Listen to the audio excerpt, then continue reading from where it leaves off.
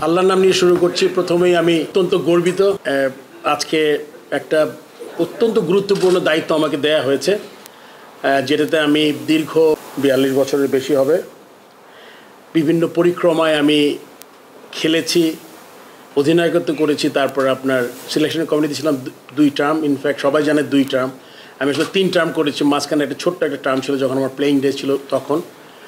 So তারপরে কিন্তু এখানে এসেছি। আমরা কিন্তু যতটুকু করার কথা ছিল আমরা অতটুকু করতে পারিনি, কিন্তু এটা বলার সাথে সাথে এটাও বলতে চাচ্ছি আমি যে আমাদের কিন্তু সাফল্য একদম কম না। আমি সভাপতি থাকা অবস্থায় যতটুকু সম্ভব একটা সুন্দর সিস্টেম দাঁড়া করাতে চাই, এবং আপনার এটা পুরনো কথা যে আমি যে একটা সিস্টেমের বিরুদ্ধে লড়াই করে কিন্তু আমি পদত্যাগ করেছিলাম, সেটা আমার মাথায় সবচেয়ে বড় প্রায়োরিটি থাকবে, যাতে সিস্টেমটা আমরা তৈরি করতে চাই। নেক্সট ইয়ারে হয়তো ইলেকশন আছে আরেকটা, তার আগের মধ্যে আমাদের গঠনতন্ত্রটা হাত দিতে হবে, এবং যেটা আমরা করব যাতে সত্যি সত্যি যারা ক্রিকেট ভালোবাসে এবং ক্রিকেটের জন্য কিছু করতে চায় তাদের আসলে অগ্রাধিকার দেওয়া উচিত। সবার আগে যদি আমি বাংলাদেশি মনে করি, আমি বাংলাদেশ আমার দেশ, তারপর যদি আমার দল চিন্তা করি, বাংলাদেশ ক্রিকেট দল আমার দল, তাহলে কিন্তু আমরা অনেক ধরনের সমস্যা থেকে আমরা বের হতে পারবো। আমি সবাইকে এই মেসেজটা ক্লিয়ার দিতে চাই যে আমরা দেশ আর বাংলাদেশ দলের কথা চিন্তা করি, তখন কিন্তু আপনার অন্য জায়গাগুলো খুব গৌণ হয়ে যাবে। তখন কিন্তু যে আমার এই পছন্দেরও পছন্দ, তখন এই জিনিসটা কমে যাবে আমাদের মধ্যে। পুরোপুরি দুর্নীতি বন্ধ করা যাবে না, এটা কেউ যদি বলে এটা আমি তার কথা পুরোপুরি বিশ্বাস করবো না, বাট একটা সিস্টেম চালু করতে হবে যেখান থেকে আমরা এই জিনিসগুলো আমরা কমাতে পারবো। এক সময় দেখবো আমরা একটা দুর্নীতিমুক্ত একটা জায়গা পাবো। আমি আমার টেনিয়র আমি এক্স্যাক্টলি জানি না কতদিন, বাট আমি এটা অ্যাসিওর করতে পারি আপনাদের, আমি যতদিন এই আমার সময়কাল থাকবে ততদিন আমার সর্বোচ্চ চেষ্টা থাকবে যে এই জিনিসগুলোকে লুক আফটার করা।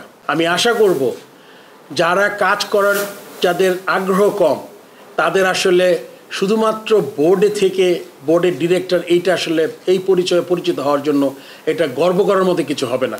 সো আমি তাদের কাছ থেকে আশা করব তারা প্রত্যেকে অত্যন্ত কেপেবল, তারা যদি একটু চেষ্টা করে সময় দেয়, আমার মনে হয় একটা ভালো একটা জায়গায় আমরা যেতে পারবো।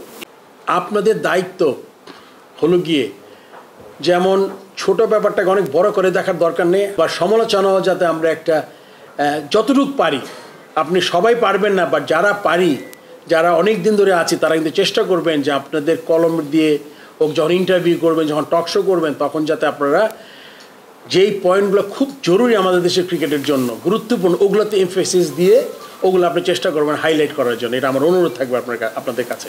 আমাদের ম্যাক্সিমাম জিনিস হবে কাজের মাধ্যমে প্রমাণ করা। আমি আপনাকে মুখে বললাম, অনেক কিছু স্বপ্ন দেখালাম, বাট আপনি যখন দেখতে যাবেন তখন দেখবেন যে আসলে যেই কথাগুলো আমি বলছি ওটার খুব কাছাকাছি কিছু আমি করতে পারছি না।